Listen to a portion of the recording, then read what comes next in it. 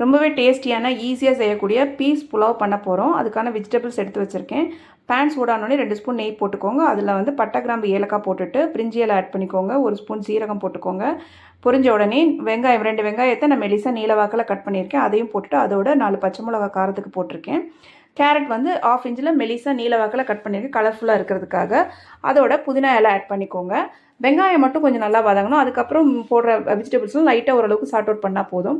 அதோட ஒரு ஸ்பூன் அளவுக்கு ஜிஞ்சர் கார்லிக் பேஸ்ட், தேவையான அளவுக்கு உப்பு போட்டுக்கோங்க. நல்லா வதக்கிடுங்க. வதக்கினதுக்கப்புறமா நம்ம இப்போ வந்து பட்டாணி ஆட் பண்ண போகிறோம். இதுதான் மெயின். ஸோ பட்டாணியை போட்டு நல்லா ஒரே ஒரு வதக்கினதுக்கப்புறமா அதோட கரம் மசாலா ஆட் பண்ணிக்கோங்க. கரம் மசாலா மட்டும்தான் இதுக்கு போடும். இதோட வாசனை போன உடனே இதில் நம்ம என்ன பண்ண போகிறோம் அப்படின்னா தண்ணி ஆட் பண்ண போகிறோம். நான் 1 கப் ரைஸுக்கு 2 கப் தண்ணி ஆட் பண்ணுறேன். ஏன் அப்படின்னா நான் ரைஸை வந்து அப்படியே வாஷ் பண்ணி போடுறேன். ஊற வைக்கிறவங்க 1.5 டம்ளர் தண்ணி ஆட் பண்ணிக்கோங்க. இப்போ தண்ணி கொதிச்சோடனே நான் ரைஸ் ஆட் பண்ணிக்கிறேன்.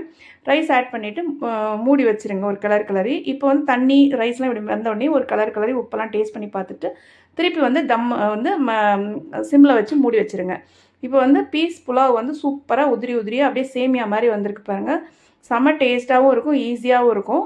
குழந்தைங்களும் நம்ம லைக் பண்ணி சாப்பிடுவாங்க. ஸோ இது மாதிரி ட்ரை பண்ணி பாருங்கள், நல்லாயிருக்கும்.